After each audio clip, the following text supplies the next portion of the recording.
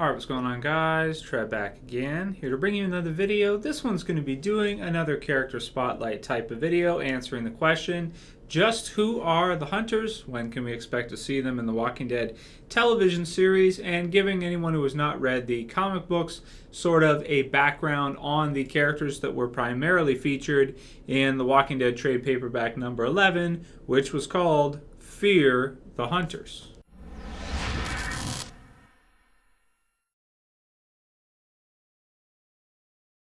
Alright, so let's go ahead and do it. Even if you are someone who has read the Walking Dead comic book series and you know just who the hunters actually are, what they're all about, what they're like, you still may like this video because I'm going to kind of give my thoughts on them as villains versus some of the other villains we've had in the Walking Dead comic book series, and eventually when we see them in the television series.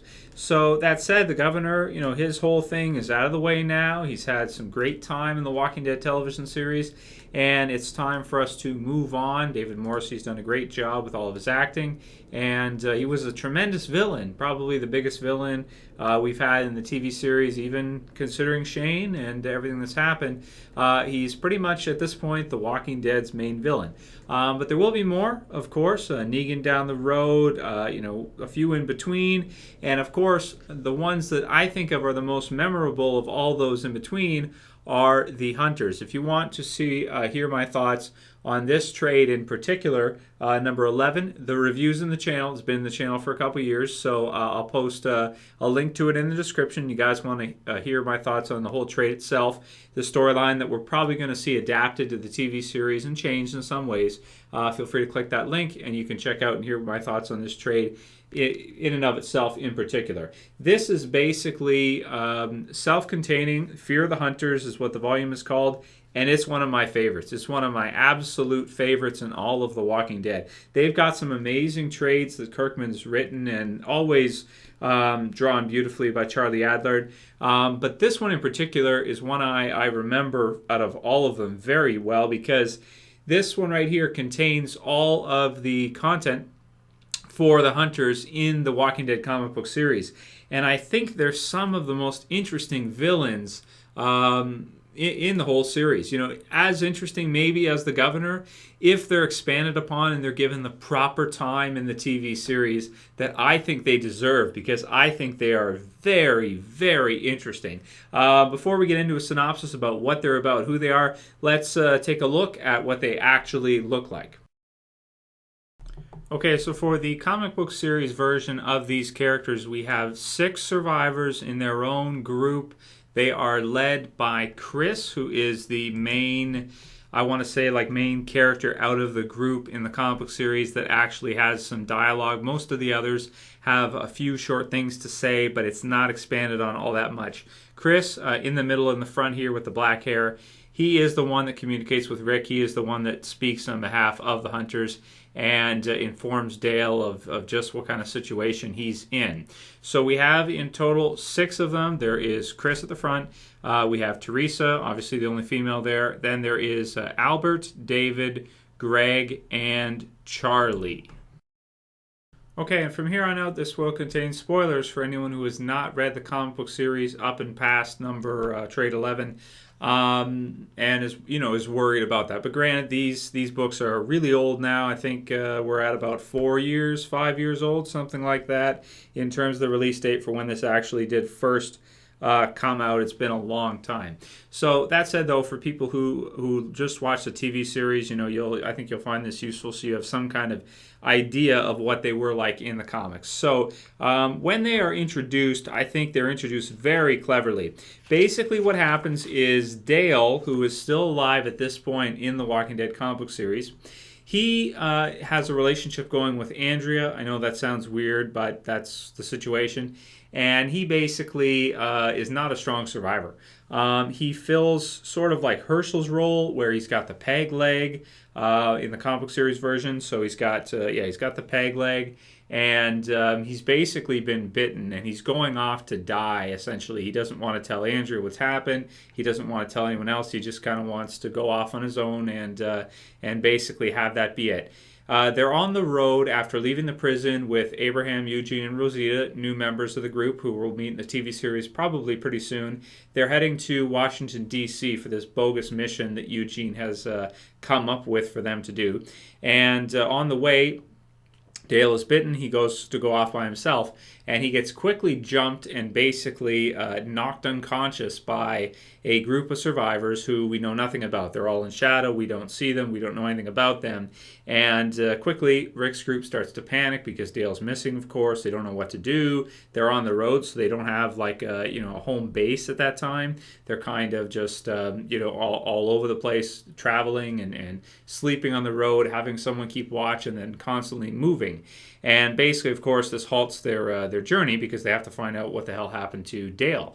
So they basically go off to find him, and they can't really locate him. They don't know where he's gone or what's happened to him. Dale awakes, and we get to see a first-person perspective in the comic book series of just what happens when he wakes up, which is basically Chris, who, like I was saying before, right here, is explaining to Dale what happened or why they took him or what they did, and he basically can't understand at first what exactly they want from him.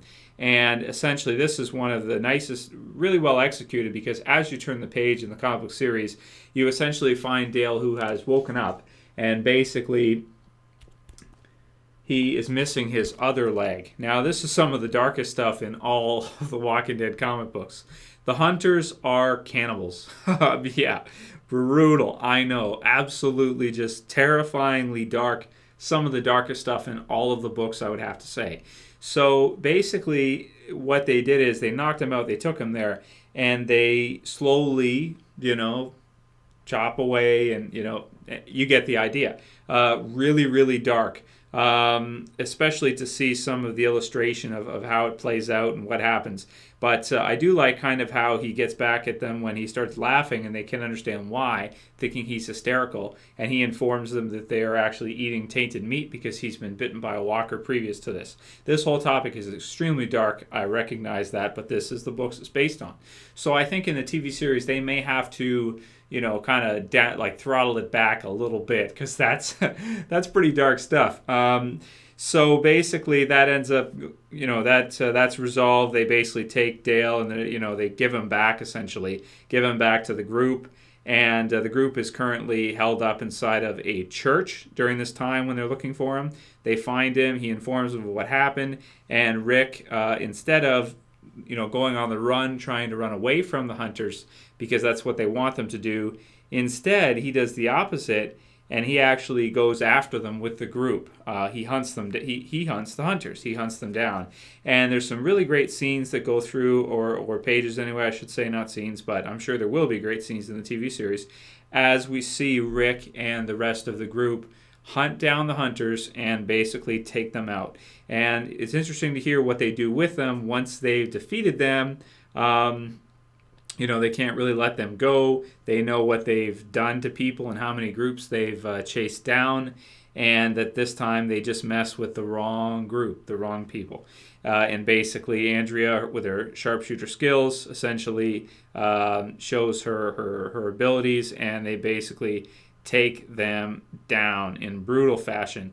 And I really like this splash page. It's one of my favorites in all of The Walking Dead. When they have them and they're under control, basically, Rick says, and this line here says, "Hold him down." And it's got this beautiful splash. I love this splash page, "Hold him down."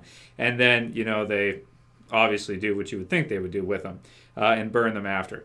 So that's pretty much, it's not that long of a storyline. It's kind of one of those short but sweet types of things. If you compare it to a lot of other stuff, the prison went on for so long, and so many episodes and so many issues of the books for so long. This one is so quick, one trade, but it's definitely one of the most thrilling trades. It's one of the most interesting ones, and just scary. The governor, yeah, he's kind of scary. Rick, come on now, let's have that talk. He is scary, but he's not going to eat you. You know what I'm saying? Like these guys are terrifying. In the books at the end, they don't end up being all that tough, but when Rick's group is being hunted by them, don't know where they are, and is essentially wondering what they're going to do and where Dale's gone and all these things before they find out. I mean, it's just, it's so scary. It's some of the scariest stuff in all The Walking Dead. This is where it's sort of like, this is a survival horror. This part feels a lot more like horror than a lot of the other stuff, because sometimes the zombies are not all that scary in The Walking Dead. It depends. But these survivors, this group of survivors led by Chris, the hunters, I find them to be personally, the whole idea of what they do, extremely terrifying. I think it does matter to a character in a zombie apocalypse, even still, how they die and in what manner they die. And that would not be one of the ways that, see, the governor, he just shoots you down, right? Or maybe torture you if he could capture you. But these guys is like they methodically hunt you down to take you, and then you suffer systematically, step by step, over a while you probably starve. Just a terrible, terrible death. So that's pretty much my spotlight on the Hunters. I know, really, really dark stuff. I am really interested to see what they do with them in the TV series, man. I really am, because, they're the type of characters that, it's so scary what they do. They could turn off viewers and stuff, and to keep the rating at because, to keep it accessible so people can watch it on TV, they're going to have to downplay a lot of it and not show absolutely everything. But even still, I think depending on how they do it and how they, film the episodes and everything, they could still show them as really scary. What I'm hoping they do with them is I'm hoping they expand on their story and they give us more time with them. I really hope when they show up in the TV series, they don't just get like 1 or 2 episodes. That for me would be like, oh man, that sucks. I really felt like in the comic book series, they could have gone on for a lot longer. And even though it was just a short encounter, I found them to be extremely exciting to read, and I just can't wait to see how they incorporate them in the TV series. The one actor, Andrew J. West, is cast to play Gareth. Gareth, I think, yeah. And he's supposed to be a hybrid of some comic book characters. So I'm thinking maybe he will end up being sort of like a remix of Chris and somebody else. So we'll have to see what happens with that. But I'm really excited to see them in the TV series.